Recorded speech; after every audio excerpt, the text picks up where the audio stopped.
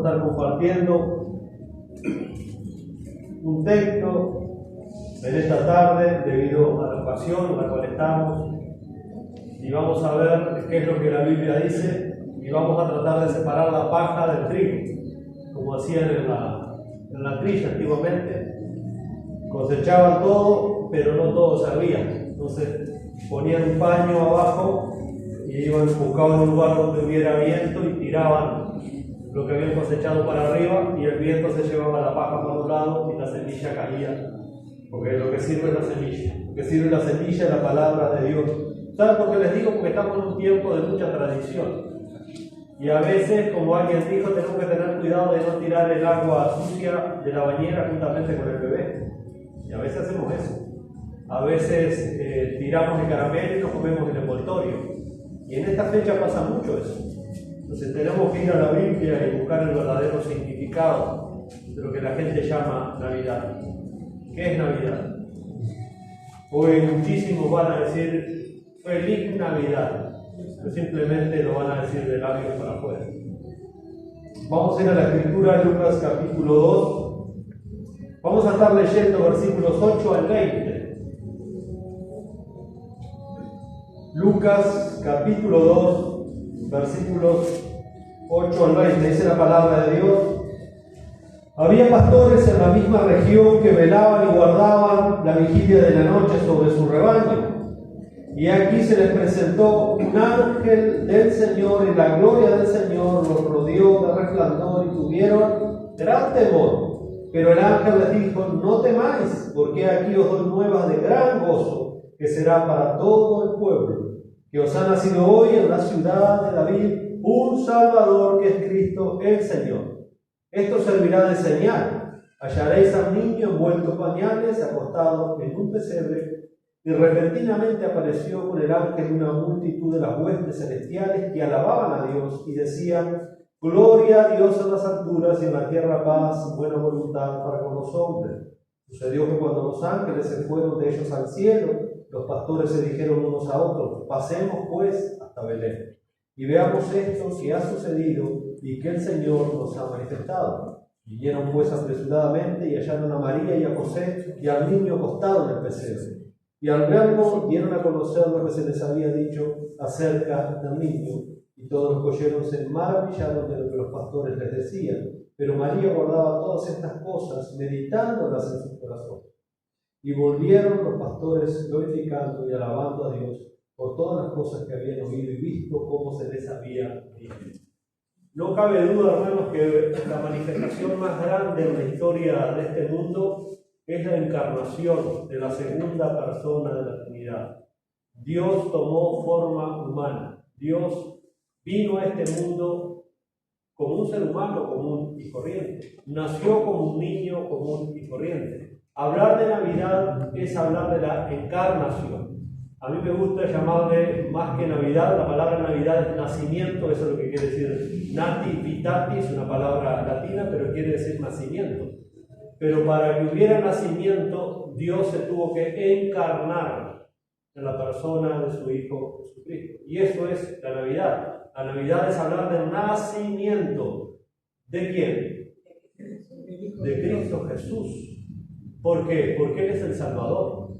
La Navidad nos recuerda que nosotros estamos en serios peligros delante de un Dios que es santo, y que ha manifestado por medio de ese nacimiento, por medio de esa encarnación, la esperanza para cualquier ser humano que pueda creer en Él. Si Cristo no hubiera encarnado, hoy no habría nada que recordar ni festejar, simplemente comer y beber, porque nos espera una muerte y una condenación segura. Pero gloria a Dios, que Dios se dignó a venir a este mundo, a tomar forma humana, vivir una vida impecable, sin pecado, en obediencia a la ley de Dios, tomar nuestros pecados sobre sí, y con nuestros pecados ir a la cruz del Calvario. Por lo tanto, el pesebre no es el fin. El pesebre es el inicio de un comienzo que termina en la cruz del Calvario. La Navidad siempre nos tiene que llevar a la cruz. No hay Navidad sin cruz. Porque ese niño hermoso que se vio allí por un tiempo en el pesebre, estuvo muy poquito tiempo allí. Ese niño creció, se hizo un hombre, y el destino de ese niño fue la cruz. Morir por nosotros. Estaba mirando unos informes alrededor del mundo, más de 160 países hoy están celebrando, preparando Nochebuena para festejar la Navidad. Más de 160 países en el mundo están en grandes preparativos.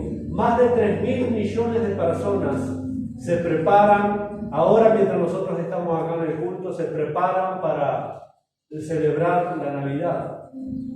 Me daba risa porque cuando salí del culto a mediodía, ya terminamos cerca de las 12 allá en Dolores, unos pasaban en bicicleta con atados de leña, los otros en moto con el lechón al hombro, otros con 2 o 3 casilleros en los autos, en las motos, entraban. Era un loquerio aquello, porque la gente se está preparando para celebrar la Navidad. Pero, ¿qué Navidad? ¿Qué celebran? ¿Qué festejan?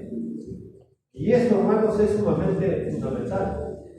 Miren, lo que le voy a leer ahora a continuación está escrito por gente que no conoce la Biblia, es un informe actual que han hecho acerca del espíritu navideño, de las famosas fiestas de fin de año. Es gente que no conoce la Biblia, gente que no es creyente, pero es gente que se ha dado cuenta que hay algo que está mal. Y han hecho un informe. Es breve, yo saqué algunas partes de este informe y después vamos a pasar al relato bíblico y vamos a ver por qué la gente está comportando. Este informe lo hizo la Asociación Americana de Psicología y de Sociología. Ellos han investigado el fenómeno Navidad, pero han visto que toda la fachada navideña, luces, colores, música, comida, eso es una fachada. Ellos mismos se han dado cuenta que detrás de esta fachada navideña de fiesta, lo único que hay es soledad, abatimiento, falta de respuestas del ser humano, que no está en la sidra, no está en el lechón, no está en el cordero, ni aún está en la reunión familiar, que es fabulosa. Pero si Cristo no es el centro de la vida del ser humano, no hay nada que celebrar, no hay esperanza, no hay un motivo para levantarse mañana. Miren lo que dice este informe. Llega la Navidad, nuestra agenda se condensa aún más debido a preparativos y celebraciones. Todo el mundo se prepara para festejar, para celebrar. Se hacen preparativos de comidas, de bebidas, de fiestas, de baile, de salidas, de vacaciones. En este contexto hay quienes pueden llegar a ejercer excesiva presión sobre sí mismos para cumplir con las altas expectativas establecidas. ¿Qué vamos a comer? ¿Qué vamos a tomar? ¿Qué vamos a regalar? ¿Qué nos irán a regalar? Expectativas de todo esto. Luego dice, y esto en ocasiones genera tensión y ansiedad a las personas.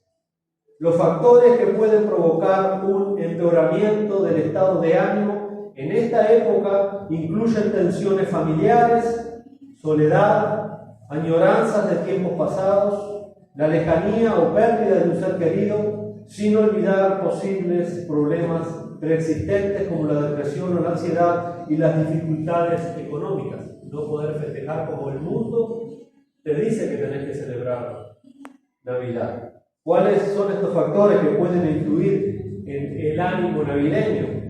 Como señala un estudio paralelo que se hizo en Canadá, los factores estresantes más comunes en la época navideña, según los que participaron en esta encuesta que se hace, son la soledad. El 40% de las personas que se entrevistaron dijeron que ellos en Navidad sienten un tiempo de soledad, por más que estén rodeados por la familia, por más que haya un tiempo de compañerismo, sienten un estado de soledad, sabe que eso es pasajero, sabe que mañana tiene que enfrentar la vida, que va a volver la vida a la realidad, y se sienten solos, se sienten vacíos. Muchas personas hoy van a pasar completamente solos. Quizás algunos, imaginémonos, estarán en la cama de un hospital esta noche, sin nadie quizás que los acompañe. Otros estarán en los geriátricos sin nadie que los visite. Otros podrán estar privados de libertad sin nadie que los abrace y los consuele. Estaba hablando con una hermana, esa hermana se bautizó el mismo día que yo y el mismo año. En el año 2000, la hermana Gladys Airala cumplió 81 años. Estaba hablando con ella antes de salir para acá, para Mercedes, y ella me dice, yo voy a pasar solita. Tiene hijos, tiene nietos, tiene bisnietos. Me dice, yo me mentalicé que hoy paso solita en mi casa. Pero ella, la diferencia que tiene al Señor, ella sabe que físicamente va a estar sola, pero espiritualmente estará el Señor. Pero no todos tienen ese privilegio de sentirse acompañadas y fortalecidas por el Señor. Muchas personas padecen de una tremenda soledad, como nos dice aquí este informe. El 40% de las personas sienten en este tiempo un estado de soledad tremenda. En segundo lugar, el 38% tiene la ausencia de la familia. Quisiera estar con su familia, muchos no pueden venir, otros ya no están en este mundo, han partido, y esto es trágico para muchas personas. Quizás la Navidad pasada estaba mamá, papá, el tío, la tía, la abuela, fulano, sultano, y en esta Navidad ya no va a estar esa persona, y eso genera también un estado de tristeza, de abatimiento. Pero estos todos son factores externos de lo que pasa internamente en el corazón del hombre. El corazón del hombre no se va a alegrar por el momento que pueda estar pasando en estas Navidades. Es mucho más profundo, como lo vamos a ver en el texto bíblico, en el cual hemos leído. Al describir sus sentimientos en relación a ese momento del año, la mayoría de los participantes utilizan la frase «estoy deprimido». Es decir, no encuentra un motivo para celebrar, para festejar. Claro, si Cristo no es el centro de su vida, esa gente no tiene nada que festejar ni que celebrar. Nada. También hay quienes sienten una gran presión social. La sociedad hace mucha presión. La sociedad nos dice cómo tenemos que festejar para ser felices. Parece que si no hubiera un pavo relleno, un lechón relleno, no hace la diferencia un mate amargo con una galleta. A mí no me hace esa diferencia. Porque uno sabe, hermanos, que la Navidad no es eso. Hay gente que si no tiene la sidra, no tiene el vino, no tiene el refresco, no tiene el pavo, el cordero, porque la sociedad genera esa presión. Hay gente que se va a endeudar hasta el cuello, va a pagar un lechón, un cordero, lo que no tiene, porque eso para ellos es el fin de la Navidad. Y no pasa por ahí, no pasa. Y la sociedad hace una gran presión en cuanto a esto. Es increíble.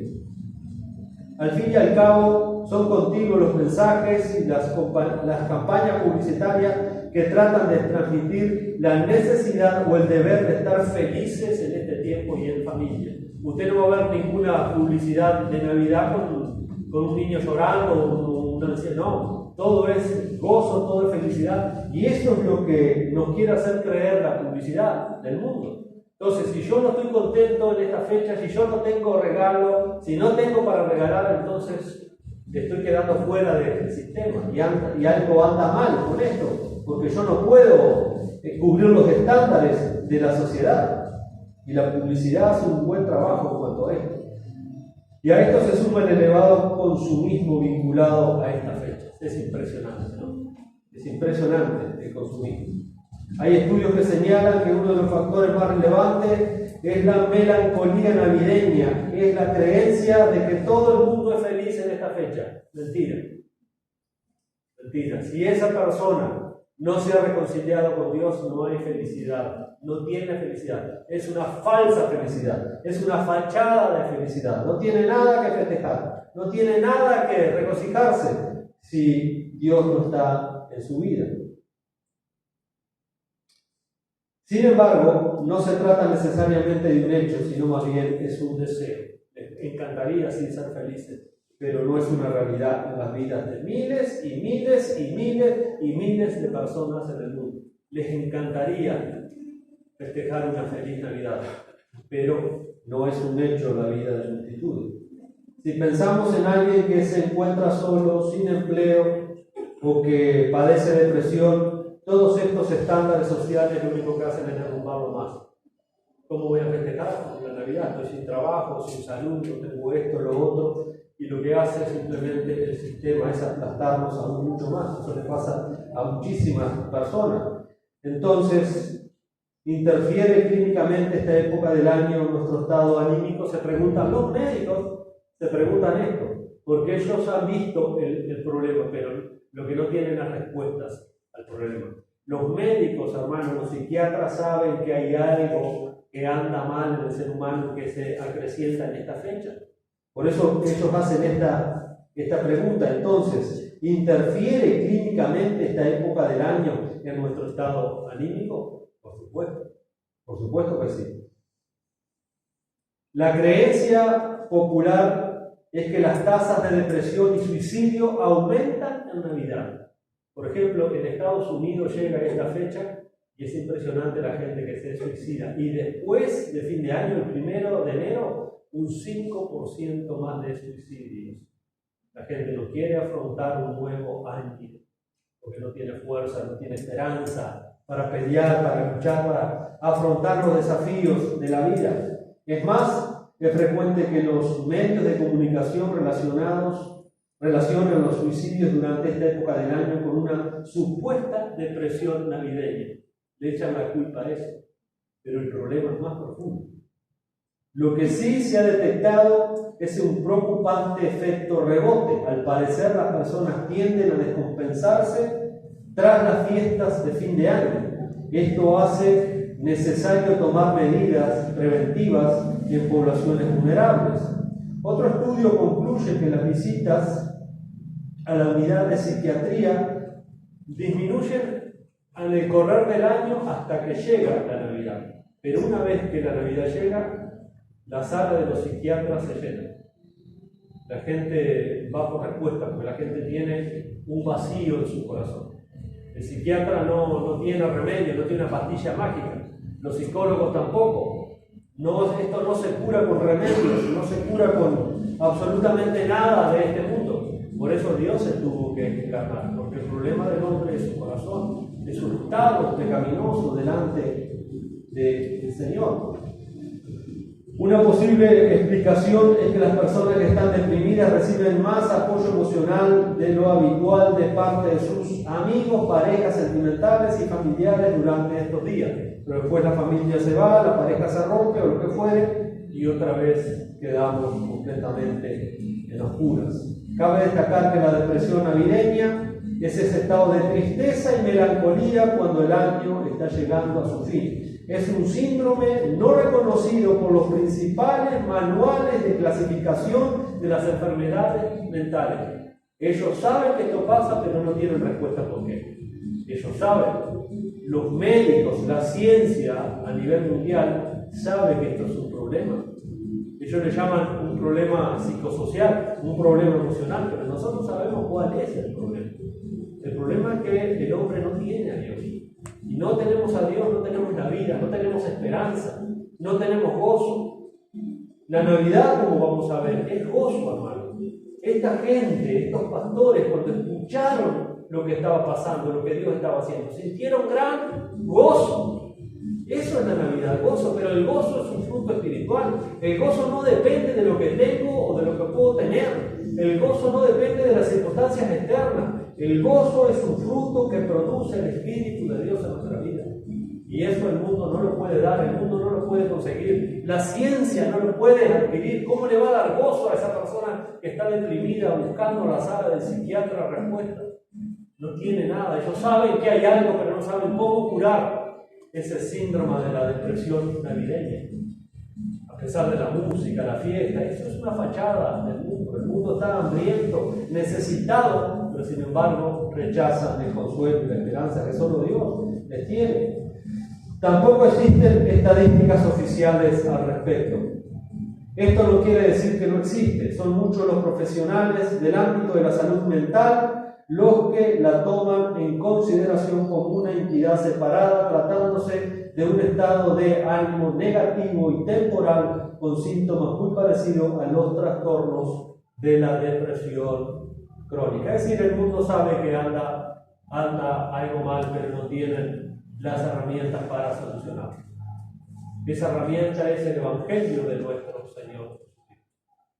Él vino a sanar a los quebrantados de corazón, a dar libertad a los cautivos, a abrir la prisión de los que están presos espiritualmente. Esa era la obra del Salvador, esa es la obra del Mesías, de ese niño que había nacido allí en Belén.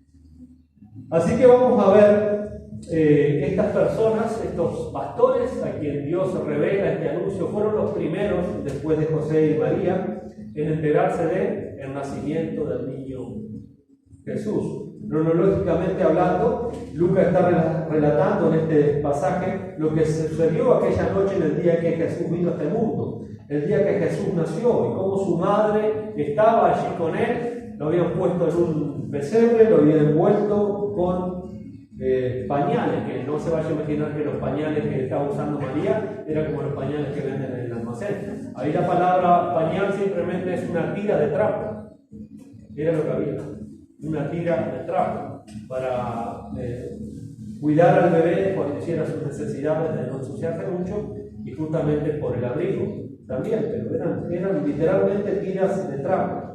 En primer lugar tenemos la experiencia sobrenatural de estas personas que estaban como todas las noches haciendo su trabajo, su rutina allí, y de repente sucedió algo que los impactó para siempre. Ellos tuvieron una experiencia sobrenatural. Leemos versículos 8 y 9, dice que había pastores en la misma región que velaban y guardaban las vigilias de la noche sobre su rebaño. A veces tenemos la idea de que estos pastores andaban de noche cuidando las ovejas. No. Estos pastores lo que hacían eran de día, ellos salían por la región de Belén, de Judea, que eran lugares escabrados, de montaña, de rizo, y eran lugares especiales para la ganadería, las cabras, las ovejas. Pero cuando llegaba la tardecita, lo que hacían estos pastores, cada uno con su rebaño, juntaban su rebaño y hacían, muchas veces improvisaban un corral, a veces había una cueva, la peña, se metían ahí, y ellos lo que agarraban, cuando Lucas dice guardaban la vigilia de la noche, era que se paraban en la puerta del corral donde habían encerrado sus ovejas, y ellos cuidaban de los lobos, de los ladrones, de cualquier depredador que podría matar una oveja. Por eso tenían que estar despiertos toda la noche, tenían que turnarse, si dormía uno, el otro cuidaba, estaban a la puerta, habían encerrado a todas sus ovejas y no se podían dar al lujo de dormirse, por eso estaban velando, dice Lucas ahí. Estaban haciendo las vigilias de la noche porque cuidaban al rebaño. Ellos se iban, pasaban días y días y días, y donde los agarraba la noche, ahí armaban un corral, metían las ovejas y guardaban que las ovejas no se les fueran a escapar, o no se metieran un lobo o un bicho. Así que ellos no andaban pastoreando de noche, como tenemos la idea. Imagínense en zonas escabradas, en Judea, que es pura montaña, y zonas escabrosas, iban a andar de noche. No, ellos estaban quietitos de noche. Y fue allí que mientras quizás estaban conversando, vaya a saber, de repente tuvieron la aparición de un ser angelical que los dejó pasmados. Versículo 9, aquí se les presentó un ángel del Señor, y la gloria del Señor los rodeó de resplandor, y tuvieron gran temor. Imagínense la escena. La escena tuvo lugar en los campos de Belén. Belén es una pequeña villa en ese tiempo, muy pequeñita. Por eso el profeta dice: y tú, Belén, Efrata, pequeña entre las naciones de Judá. Era insignificante. A veces pasaba hasta desapercibido en algunos censos que se hacían Belén, porque era una villa muy significante. Estaba cerquita de Jerusalén, a 8 kilómetros al sureste de Jerusalén, y era por exclusividad una villa que se dedicaba a la cría de ovejas, de cabras, de ganado, y había algunos pedazos también que se cultivaba el trigo para poder hacer el pan para la ciudad. Así que estos campos eran aptos para la crianza de ovejas, por eso era muy común ver a pastores cuidando sus rebaños. Y muchas de esas ovejas que ellos criaban ahí, había un negocio que estaban destinadas para ¿dónde? Para el templo de Jerusalén. El templo de Jerusalén mataba cientos y cientos de animales en el año. Cuando llegaba la Pascua eran miles. Entonces había un negocio. Ellos criaban las ovejas no solamente para el sustento personal y familiar, sino que la gran mayoría de estos pastores de Belén proveían los corderos y las ovejas a los sacrificios en el templo, porque había gente que iba a sacrificar y no tenía. Entonces ellos iban y vendían a la gente para que sacrificara. Era un negocio que había también ahí. Al caer la noche, estos pastores estaban vigilando las ovejas en el redil, y de repente dice que se les apareció un ángel del Señor. Y dice allí en el versículo que leímos nosotros,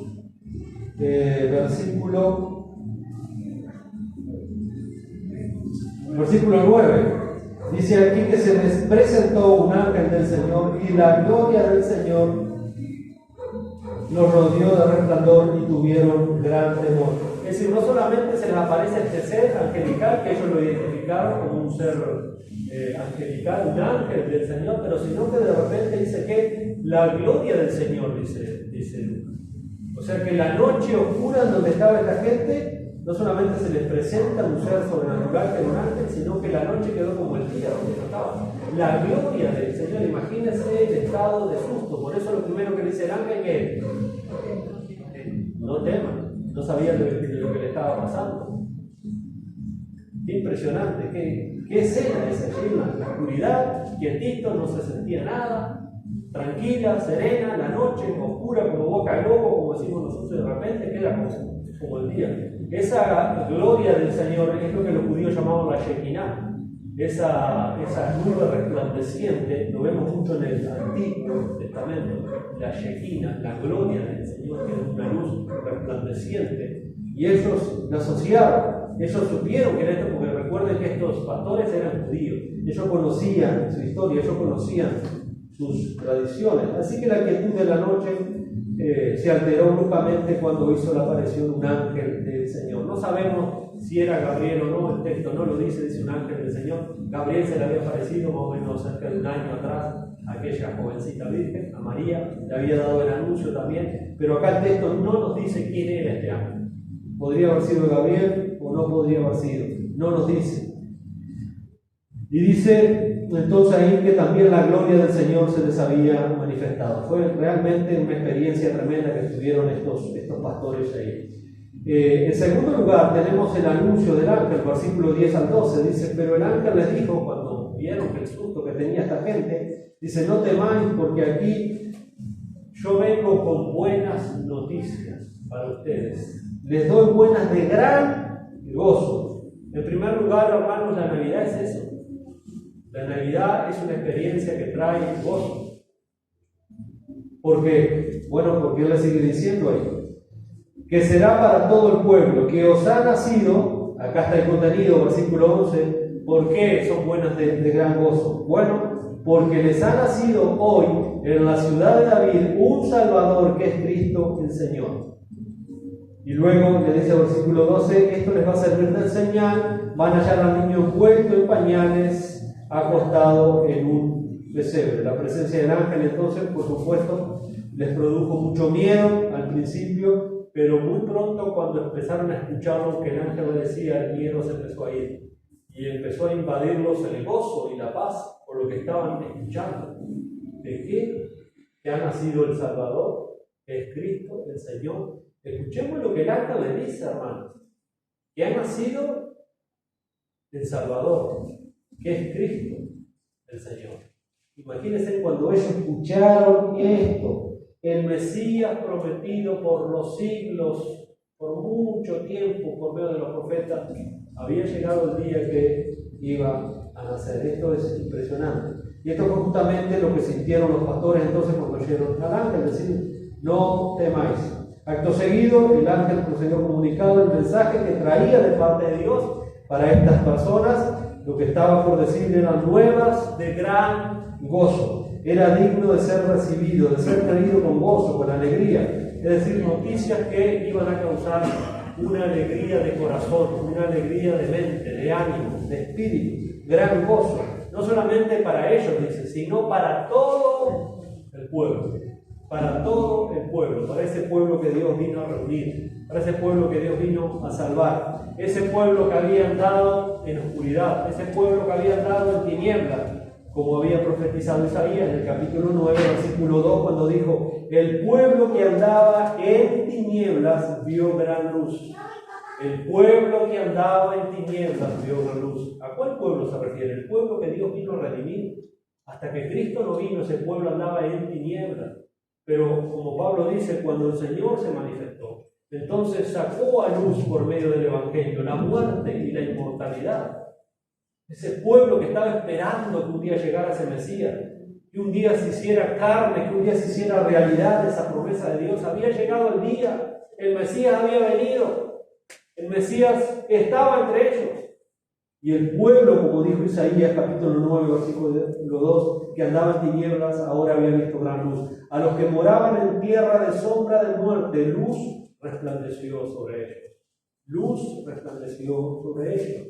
Imagino que a estas alturas de los eventos, de lo que estaba sucediendo, estos pastores habrán estado sobrecogidos por la curiosidad, ¿verdad? El ángel le dijo, ya ha nacido el Salvador, el Cristo, el Mesías, ha nacido. Imaginen, estaban por recibir una primicia que iba a ser motivo de gran gozo para ellos y para todo el mundo que creyere aquello.